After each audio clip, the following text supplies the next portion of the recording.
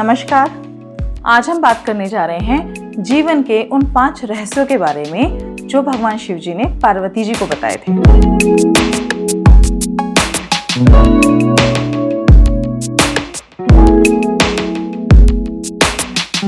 भगवान शिव ने देवी पार्वती को 5 ऐसी बातें बताई थीं जो कि हर मनुष्य के जानने के लिए बहुत जरूरी हैं, जिन्हें जानकर उनका पालन हर किसी को करना ही चाहिए। आइए जानते हैं सबसे पहली बात क्या है। क्या है सबसे बड़ा धर्म और सबसे बड़ा पाप? देवी पार्वती के पूछने पर भगवान शिव ने उन्हें मनुष्य जीवन का सबसे बड़ा धर्म और अधर्म माने जाने वाली बात के बारे में बताया है।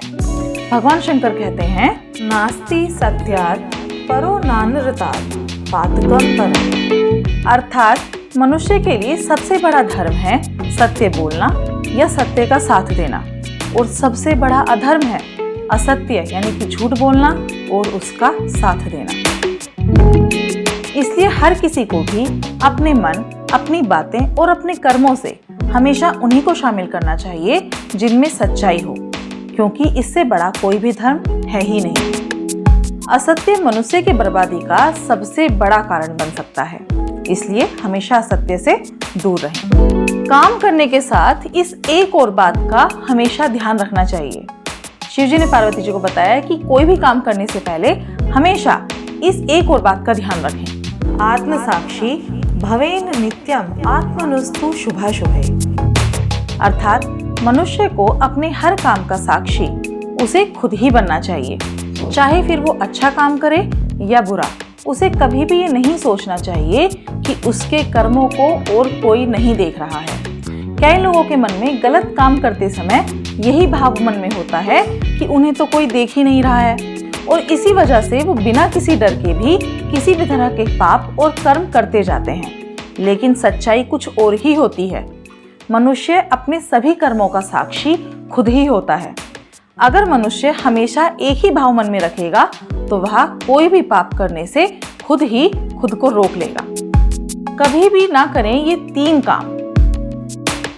कभी भी ये 3 काम करने की इच्छा मनुष्य को नहीं करनी चाहिए। वो 3 काम क्या है?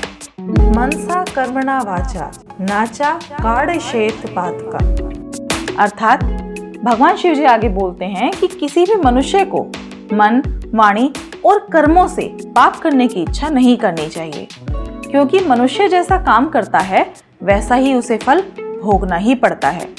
यानी मनुष्य को अपने मन में ऐसी कोई बात नहीं आने देना चाहिए जो धर्म ग्रंथों के अनुसार पाप मानी जाए। ना ही अपने मुंह से कोई ऐसी बात निकालनी चाहिए और ना ही कोई ऐसा काम करना चाहिए जिससे किसी दूसरे को कोई परेशानी या फिर किसी तरह का दुख पहुंचे। सफल होने के लिए हमेशा इस बात का ध्यान रखना चाहिए। संसार में हर मनुष्य को किसी न किसी मनुष्य, वस्तु या फिर परिस्थिति से आसक्ति यानी कि लगाव होता ही है। लगाव और मोह एक ऐसा जाल होता है जिससे छूट पाना बहुत ही मुश्किल है। इससे छुटकारा पाए बिना मनुष्य की सफलता मुमकिन नहीं होती है। इसलिए भगवान शिव ने इससे बचने का एक उपाय बताया है।